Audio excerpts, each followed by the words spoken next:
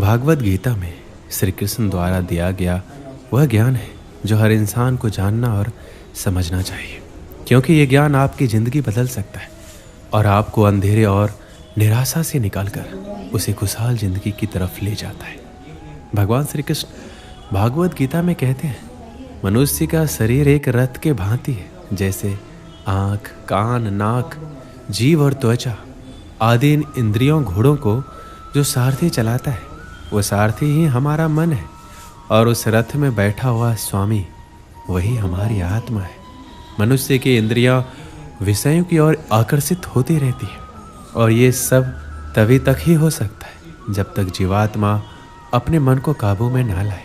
जब तुम स्वयं मन के अधीन ना रहकर अपने मन को अपने अधीन कर लोगे तो वही मन एक अच्छे सारथी की तरह तुम्हारे शरीर रूपी रथ को सीधे प्रभु के चरणों में ले जाएगा। यदि मन तुम्हारा स्वामी है और तुम उसके अधीन हो तो वो तुम्हें माया के बंधन में जकड़ता रहेगा, और जब तुम अपने मन पर काबू पा लोगे और उसके स्वामी हो जाओगे तो वही मन तुम्हें मोक्ष के द्वार तक ले जाएगा। श्री कृष्ण द्वारा भागवत गीता में जो हमें सीख मिलती है वह है, फल की आशा मत करो बल्कि कर्म करो।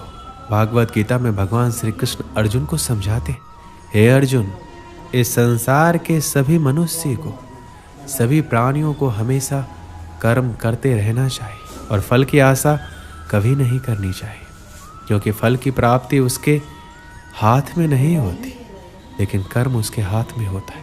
और जो व्यक्ति समर्पण भाव से अपना कर्म करता है उसे फल देने के लिए मैं तो बैठा हुआ हूँ, इसलिए हमेशा कर्म करते जाओ, फल की उम्मीद ना करें, क्योंकि फल की उम्मीद करने से आप अपने कर्म पे ध्यान नहीं दे पाएंगे।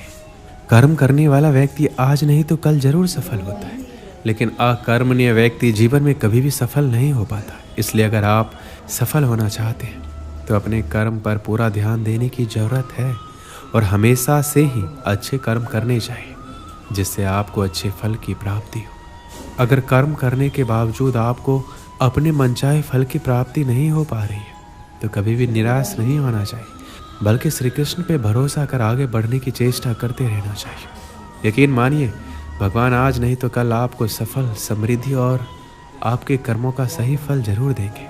हमेशा हमें अपने धर्म के अनुसार कर्म करना चाहिए, अर्थात यदि कोई बच्चा विद्यार्थी है तो उसे पढ़ने में ही ध्यान देना चाहिए।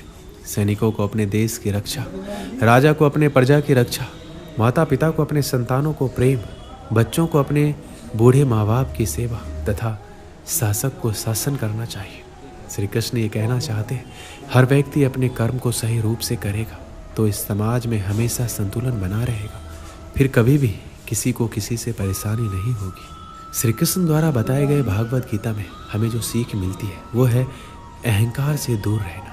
श्री कृष्ण कहते हैं, हर मनुष्य को हमेशा अहंकार और क्रोध से दूर रहना चाहिए, क्योंकि अहंकार और क्रोध किसी भी मनुष्य के दिमाग को उसी तरह खा लेता है जिस प्रकार लकड़ी में लगा हुआ दीमक। अहंकार और क्रोध से वशीभूत व्यक्ति समाज में जहाँ भी जाता है वहाँ दूसरों से परेशानी होती है, क्योंकि वह हर व्यक्ति में अपने प्रतिद्वंदी की भावना को देखता है, जिससे उसकी बुद्धि और विवेक की भावना खत्म होती चली जाती है। भागवत गीता में कहा गया है कि हर व्यक्ति को आत्म मंथन करना चाहिए, क्योंकि आत्म मंथन अहंकार को खत्म कर देती है। श्री कृष्ण कहते हैं, अहंकार व्यक्ति को अज्ञानता की तरफ ले जाती है, इसलिए जीवन में सफलता चाहने वाले व्यक्ति को हमेशा अहंकार और घमंड से दूर रहना चाहिए। आलस्य, कायरता और डर मनुष्य की सफलता के दुश्मन है। श्री कृष्ण कहते हैं, आलस्य, डर और कायरता मनुष्य के वह दुश्मन है जो उसे सफल होने से रोकते हैं। अगर आपको सफल होना है तो आपको अपना आलस्य त्यागना होगा। अगर आप आगे बढ़ना चाहते हैं तो आपको डर छोड़ना होगा। मनुष्य के विचार ही मनुष्य का निर्माण करते हैं। मनुष्य के निर्माण उसके विचारों से ही होता है और मनुष्य जैसा सोचता है वैसा ही बन जाता है। इसलिए हर मनुष्य को हमेशा सकारात्मक और अच्छे सोचों के साथ ही अपना जीवन बिताना चाहिए। भागवत गीता में मन को बहुत ही ज़्यादा महत्व दिया गया है, इसलिए भगवान कृष्ण द्वारा हर मनुष्य को अपने मन को नियंत्रण में रखने की बात कही गई है। मन ही हमारे सारे दुख और सुखों का कारक होता है, इसलिए हम अपने मन को नियंत्रण में कर अपने सुख और दुख पर विजय प्राप्त कर सकते हैं। भगवान श्री कृष्ण कहते हैं कि अगर कोई व्यक्ति अपने मन को नियंत्रित में कर लेता है तो वह उन सभी बुराइयों पर नियंत्रण पा लेता है जो उसे जीवन में आगे बढ़ने से रोकती है या दुख देती है। इसलिए अपने मन को हमेशा अपने नियंत्रण में रखना चाहिए। उसे कभी भी किसी भी चीज़ से विचलित नहीं होने देना चाहिए। कहा जाता है कर्म ही धर्म है, इसलिए हमें कर्म करते रहना चाहिए। फल अपने आप हमें मिल जाएगा। इस दुनिया में जितने भी लोग सफल हुए हैं सब लोग अपने कर्म के लिए ही हुए हैं। उन्होंने बिना कुछ सोचे समझे नकारात्मक बातों को अपने से दूर रखकर अपने कार्यों को पूर्ण किया और आखिरी में उन्हें सफलता प्राप्त हुई। जो भी मनुष्य अपने जीवन आध्यात्मिक ज्ञान के चरणों के लिए दृढ़ संकल्पों में स्थिर है वह समान रूप से संकटों के आक्रमण को सहन कर सकते और निश्चित रूप से यह व्यक्ति खुशियां और मुक्ति पाने का पात्र है। अगर आप अपने लक्ष्य को पाने के लिए दृढ़ संकल्प ले लेते और दिन रात कड़ी मेहनत करते तो आपके रास्ते में जितनी भी संकटें आएंगे आप उनको पार कर जाएंगे। जो खुशियाँ बहुत लंबे समय के लिए परिश्रम और सीखने से मिलती है, जो दुख से अंत दिलाता है, जो पहले विष के समान होता है परंतु बाद में अमृत के जैसा होता है। इस तरह की खुशियाँ मन की शांति से जागृत होती है। जब कोई व्यक्ति अपने लक्ष्य पर सफलता प्राप्त कर लेता है तो उसके जीवन के सभी दुख अपने आप खत्म हो जाते हैं। जीवन में नया उमंग और खुशियाँ भर जाती है। भगवान या परमात्मा की शांति उनके साथ होती है जिसके मन में और आत्मा में एकता हो, सामंजस्य हो, जो इच्छा और क्रोध से मुक्त हो, जो अपने स्वयं के आत्मा को सही मायने में जानता हो। सही मायने में जो मनुष्य क्रोध से मुक्त होता है और जिसके मन में एक झूठ होने की इच्छा होती है वह सच्चा होता है। भगवान हमेशा उसके साथ होते हैं। एक बार की बात है, एक गांव में एक महान ऋषि रहता था। उस गांव के लोग उस ऋषि का बहुत ही सम्मान करते थे।